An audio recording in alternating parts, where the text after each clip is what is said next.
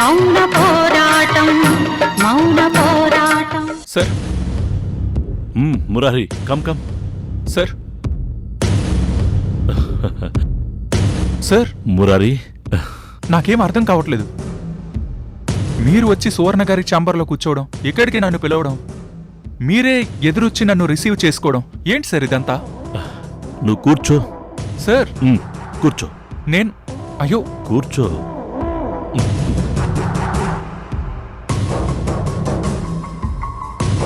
మురారి, నేను చెప్పే జాగ్రత్తగా విను. నువ్వు నా కంపెనీలోకి వచ్చినప్పుడే నాకు సూపర్ ఐడియా చెప్పి నాకు హెల్ప్ చేశావు. నాకు అప్పుడే అనిపించింది ఇతనికి ఇన్ని తెలివితేటలున్నాయంటే ఇతను నార్మల్ పర్సన్ కాదు అని. అందుకు తగ్గట్టే నువ్వు సువర్ణ గారు కొడుకు అని తెలిసాక సార్ ఓకే ఓకే నువ్వు అవునన్నా కాదన్నా ఆ రోజు నీ నోటితోనే నువ్వు నాకు చెప్పిన నిజం. ఆ రోజు మందులో నీ పెంపుడు తల్లి గురించి బాధపడి నీ కన్నతల్లి సువర్ణ గారు అని చెప్పాను. నేను అలా చెప్పాను.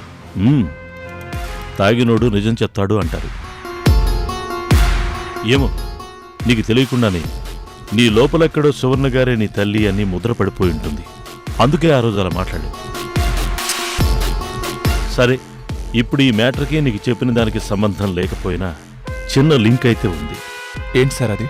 మేము సువర్ణ గారితో కలిసి ఓ కొత్త బిజినెస్ స్టార్ట్ చేశాం కదా, ఇప్పుడు అది క్వశ్చన్ మార్క్లో పడింది.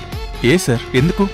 నీకు తెలుసు కదా, మన కంపెనీకి చైర్మన్గా ఉన్న కళ్యాణ్ రాముడికి యాక్సిడెంట్ అయి బెడ్ రీడన్ అయ్యాడు అని. దాంతో మన కంపెనీ వ్యవహారాలు కొంచెం ప్రాబ్లమాటిక్గా తయారయ్యాయి. అందుకే నేను విశాలాక్షి మ్యాక్సిమం టైం మన కంపెనీల మీద వర్క్ చేస్తున్నాం. దీంతో ఈ కంపెనీ వర్క్ మొత్తం పూర్తిగా నెగ్లెక్ట్ అయిపోయింది. ఒక పక్క సువర్ణ గారికి కూడా మిగతా బిజినెస్ల వల్ల చాలా బిజీ షెడ్యూల్లో ఈ కంపెనీ పనులు పట్టించుకోలేకపోతున్నారు. దానివల్ల సువర్ణ గారికి పెద్దగా నష్టం లేదు, కానీ మేం చాలా నష్టపోతున్నాం. అందుకే విశాలాక్షి నేను కలిసి ఓ నిర్ణయం తీసుకున్నాం. ఏంటి సార్ అది? మా తరపున నేను ఈ కంపెనీలో సువర్ణ గారి రైట్ హ్యాండ్గా అపాయింట్ చేయాలని నిర్ణయించుకున్నాం. సార్ ఏ చెయ్యవా? నేను సువర్ణ గారి దగ్గర ఎలా? ఎందుకు చేయలేవు?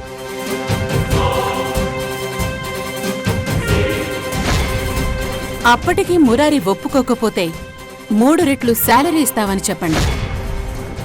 చూడు మురారి, ఈ కంపెనీ ప్రాజెక్ట్ డిజైన్ చేసిందే నువ్వు, కాబట్టి నీకు దీని గురించి పూర్తిగా నాలెడ్జ్ ఉంటుంది. ఇకపోతే నువ్వు ఈ కంపెనీలోకి వస్తే నీ శాలరీ డబుల్ కాదు, ట్రిపుల్ అవుతుంది. వాట్? ట్రిపుల్ అవుతుందా? కంపెనీయే మురారికి కారు కూడా ఇస్తుందని చెప్పండి. ఆల్మోస్ట్ మా తరపున మా సెమీ పార్ట్నర్గా మా కంపెనీలోకి వస్తుంటే ఆ మాత్రం శాలరీ ఉండదా? కంపెనీ నీకు కారు కూడా ఇస్తుంది. కారా? అవును. కానీ సువర్ణ గారి దగ్గర ఏంటి మాటిమాటికి సువర్ణ గారి దగ్గర అంటావు? నువ్వు ఎవరి దగ్గర పనిచేస్తే ఏంటి? నీ వర్క్ నువ్వు చెయ్యి. ఆమెను అమ్మ అని పిలవమని ఎవరూ చెప్పట్లేదు కదా. సార్ అది చూడు మురారి, ఏ మనిషికైనా అవకాశం ఒక్కసారి వస్తుంది. వచ్చిందాన్ని ఒడిసి పట్టుకుంటే లైఫ్ బాగుంటుంది. ఇంకో విషయం, ఇలాంటి విషయాల మీద నిర్ణయం తీసుకోవాల్సి వచ్చినప్పుడు ఒంటరిగా ఆలోచిస్తే అంతా కన్ఫ్యూజింగ్గా అనిపించి మ్యాక్సిమం రాంగ్ డెసిషన్ తీసుకుంటాం. అందుకే ఎవరైనా మన మేలు కోరేవారిని డెసిషన్ అడగాలి. మేలు కోరేవారా? అదే అమ్మ, అన్న, ఫ్రెండు, వైఫు అని ఉంటారు కదా. వైఫా? అంటే ఎవరో ఒకరు.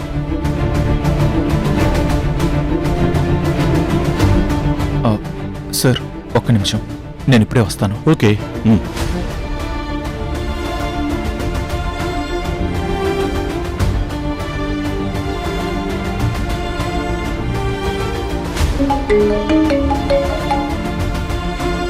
సోను గారు, మురారి తన భార్యకు ఫోన్ చేయడానికి వెళ్ళాడు. సరే, నేను చూసుకుంటాను.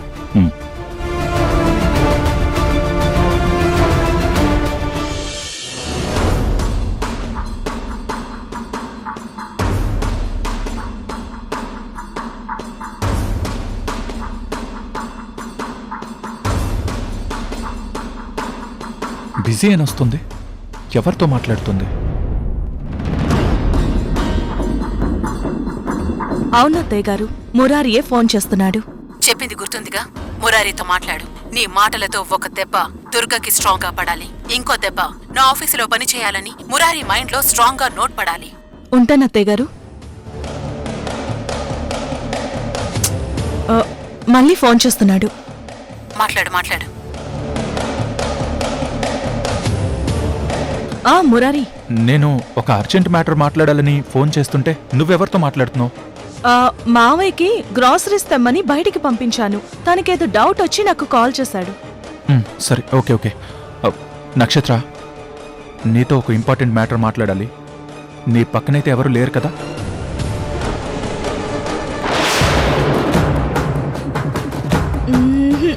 ఎవరు లేర్లే గాని ఒక్క నిమిషం, కొంచెం పక్కకొస్తున్నాను.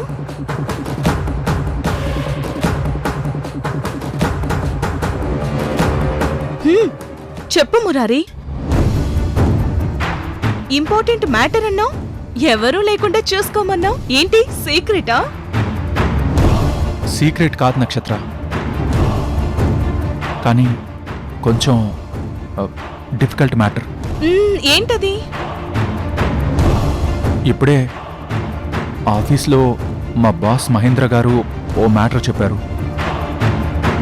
నన్ను వాళ్ళ ఆఫీస్లోంచి తీసేస్తున్నారంట.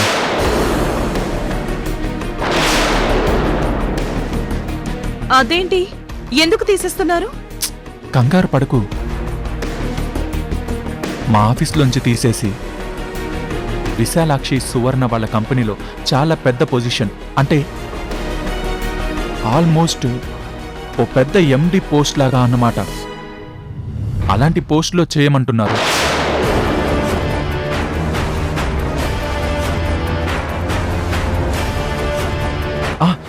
శాలరీ కూడా ఇక్కడ ఇచ్చేదానికంటే ఇంకో 3 times ఎక్కువనే ఇస్తామంటున్నారు.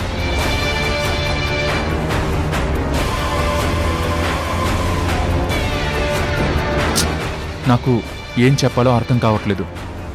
నీ సజెషన్ తీసుకొని చెప్పాలని బయటకొచ్చి ఫోన్ చేస్తున్నాను.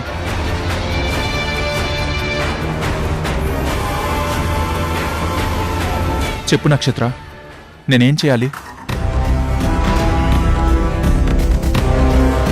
సువర్ణ కంపెనీలో చెయ్యాలా వద్దా? అయ్యయ్యో, అదేంటి? ఇలాంటి విషయాలు ఏవైనా నువ్వెప్పుడు మీ అమ్మగారినే అడుగుతావు కదా.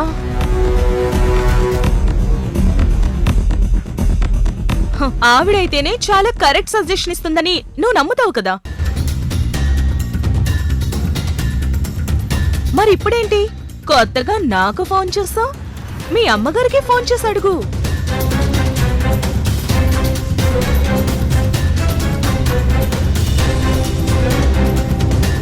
లేదు నక్షత్ర, నేనిప్పుడు ఏ డెసిషన్ అయినా నీ సజెషన్తోనే తీసుకుంటాను.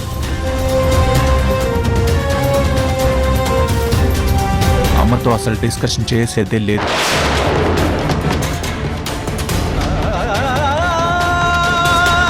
ఏంటి, నువ్వు ఏ నిర్ణయంలోనైనా నా సజెషనే తీసుకుంటావా? అవును. మీ అమ్మని అస్సలు అడగవా? అడగను. సరే మురారి, అయితే ఇప్పుడు నేనేం చేయాలి? ఏం చేయడం ఏంటి? నన్ను సువర్ణ కంపెనీలో పని చేయమంటున్నారు.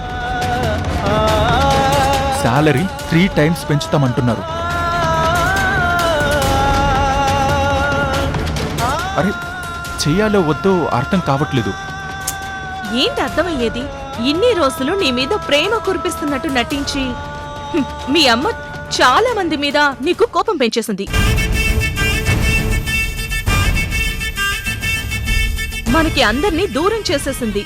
నిన్ను ఎదగనివ్వకుండా తన కొడుకు మంచి పొజిషన్లో ఉండేలా నువ్వు ఎప్పుడు కిందే ఉండేలా చేసింది. ఇప్పుడు నీకు నిజంగా మంచి జరిగే టైం వచ్చింది కాబట్టి మంచేదో చెడేదో తెలిసిపోతోంది.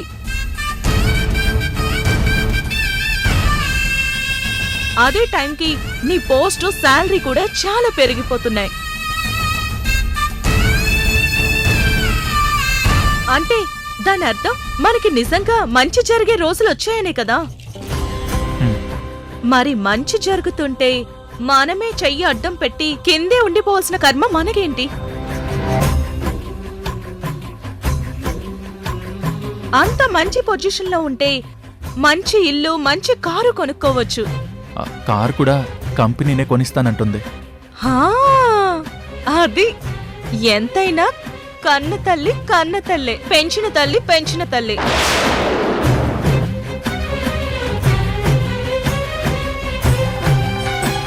కన్న తల్లి తన కొడుకు ఎప్పుడూ పైనే ఉండాలని కోరుకుంటుంది. కాని పెంచిన తల్లి తన కన్న కొడుకు కంటే పెంచిన కొడుకు ఎప్పుడూ కిందే ఉండాలని కోరుకుంటుంది. ఇన్ని ఫెసిలిటీస్ ఇస్తూ నీ బాగు కోరుకునే మనుషులకి నువ్వు ఎప్పుడూ దూరంగా ఉండకూడదు మురారి.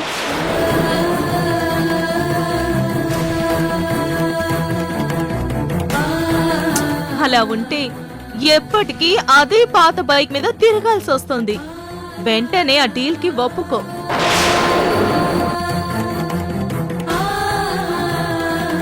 ఇది నా సజెషన్ మాత్రమే, ఆ డెసిషన్ మాత్రం నీదే. నీ సజెషనే నా డెసిషన్. ఇంకా no diversion.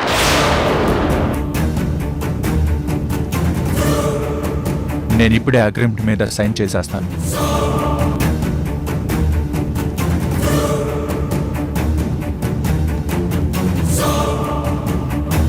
Thank you Nakshatra. I love you so much. I love you to.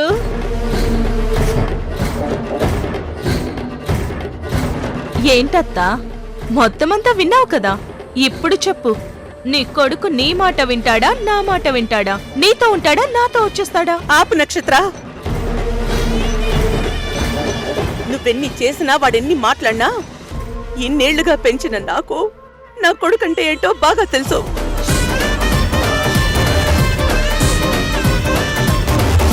వాడి మనసుని ఎక్కడ ఎప్పుడు మార్చాలో అప్పుడే మారుస్తాను, గుర్తుంచుకో. ఇది తాత్కాలికం కాదు, తల్లి ప్రేమ శాశ్వతం. హా, అది చూద్దాం. త్వరలోనే మురారిని నీ నుంచి దూరం చెయ్యకపోతే నా పేరు నక్షత్రే కాదు. నక్షత్ర, నువ్వు నక్షత్రమైతే నేను దుర్గని, మొత్తం అంతటిని శాసించే దుర్గని, గుర్తుపెట్టుకో.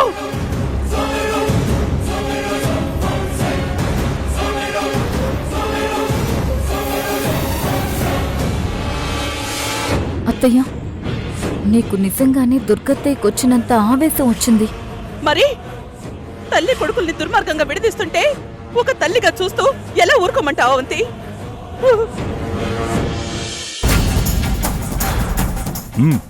కమురారి, ఏం డెసిషన్ తీసుకున్నా? ఎస్ సార్, నేను సువర్ణ గారి కంపెనీలో ఆవిడ కింద పనిచేయడానికి ఒప్పుకుంటున్నాను. Oh yes, very good, very good. That is good decision. ఇప్పుడు నీ పోస్ట్ పెరుగుతుంది, నీ రెస్పెక్ట్ పెరుగుతుంది, నీ శాలరీ ట్రిపుల్ అవుతుంది. కంగ్రాచులేషన్స్ మురారి.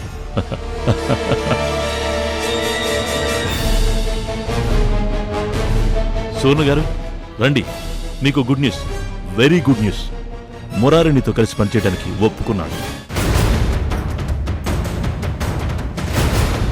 అవునా? మురారి ఒప్పుకున్నాడా? మురారి ఒప్పుకున్నావా? నువ్వు నిజంగానే ఒప్పుకున్నావా? Yes madam.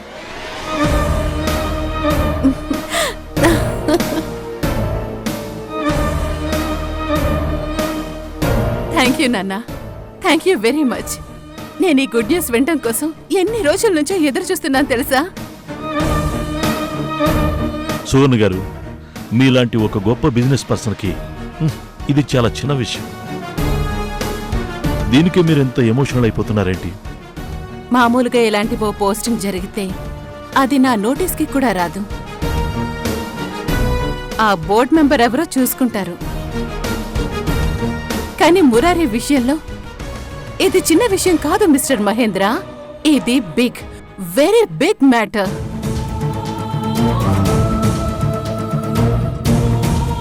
నాకు ఓ 100 కోట్ల కాంట్రాక్ట్ వచ్చిన దానికంటే ఇది చాలా పెద్ద matter. I'm so so happy. అంతేలండి, చేయి జారిపోతుందనుకున్న అరుదైన వజ్రం చేతికి దొరుకుతుంది అనుకున్నప్పుడు ఇంత ఆనందం కలగడం సహజం.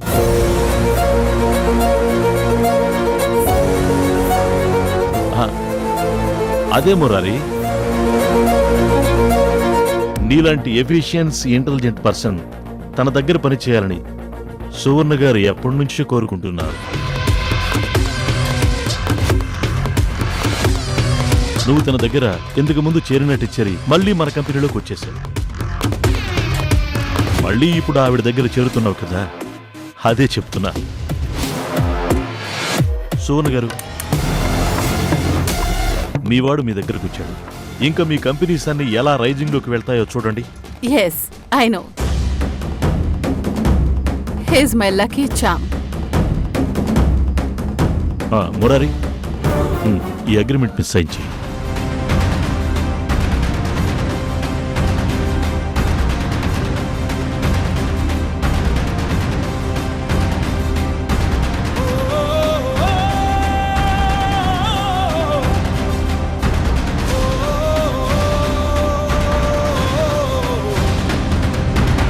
ఓకే మురారి, ఈరోజు నీ అకౌంట్లో ఇంక్రిమెంట్ శాలరీ పడుతుంది. Thank you sir. Thank you ma'am.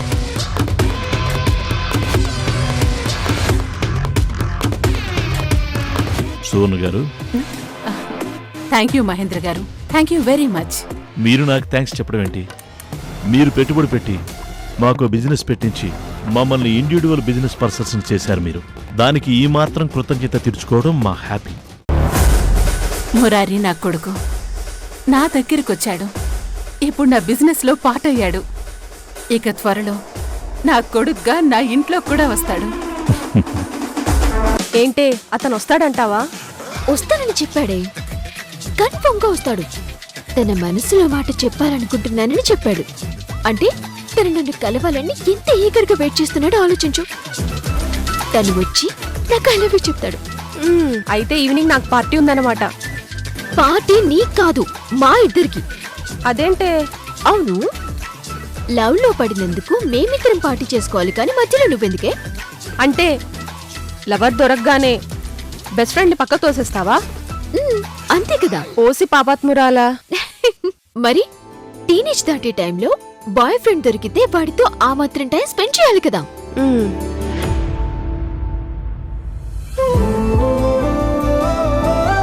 అదికో వస్తున్నాడు మై డ్రీమ్ బాయ్. అతని ఇన్ను నేను అవుట్. ఏం చేస్తాం? కొత్త నీరు వచ్చే పాత నీరు పోయే.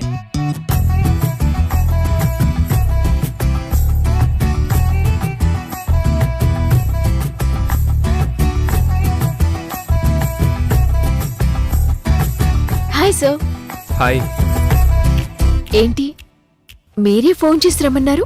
చెప్పాను కదా రుద్ర,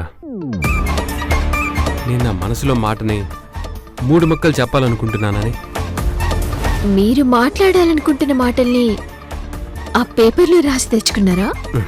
ఇదా?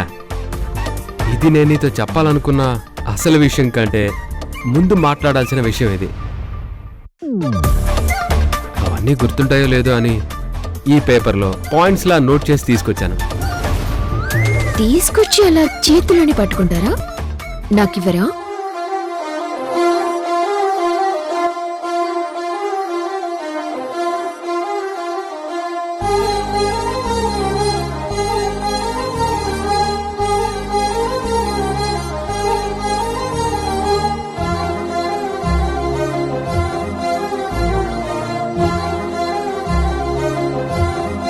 దీంట్లో రాసిన మాటలన్నీ కలిపి నేను చెప్పాలనుకున్న 3 ముక్కల్లో చెప్తాను. I love you. I love you. Rudra, నువ్వు చాలా స్ట్రాంగ్ గా పట్టేసుకున్నావు. ఊపిరి ఆగిపోయేలా ఉంది, వదులు. ఏయ్, ఏంటే ఇది? పబ్లిక్ గా, అది ఇలాంటి ప్లేస్ లో ఓ అమ్మాయి ఇంకో అమ్మాయిని కౌగిలించుకొని ఐ లవ్ యూ చెప్తూ ఉంటే చాలా చండాలంగా ఉంటుంది. చూడు అందరు ఎలా చూస్తున్నారు. చిచి, సిగ్గేస్తుంది.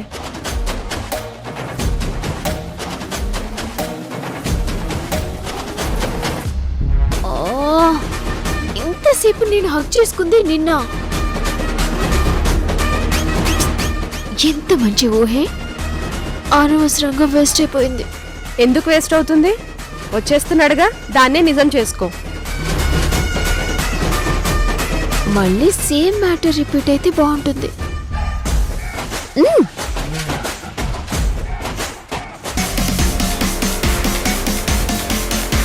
Hi sir.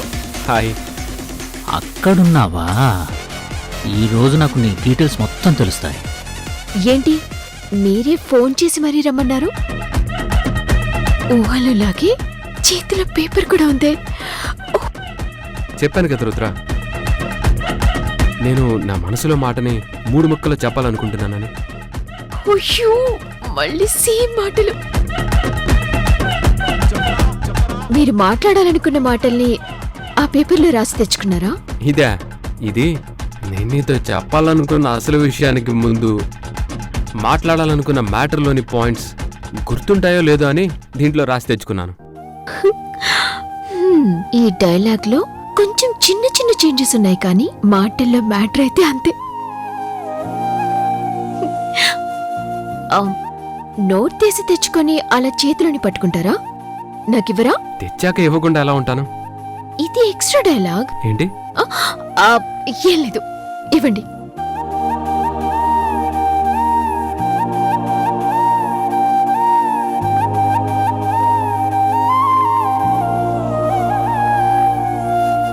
అబ్బో, లవ్ లెటర్ అనుకుంటా.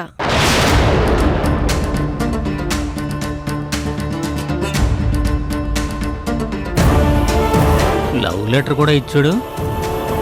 చాలా ఉంది లవ్, పైకి మాత్రం గంభీరంగా ఉంటాడు. అయినా ఏముందో ఆ లెటర్లో? ఏముందో ఆ లెటర్లో?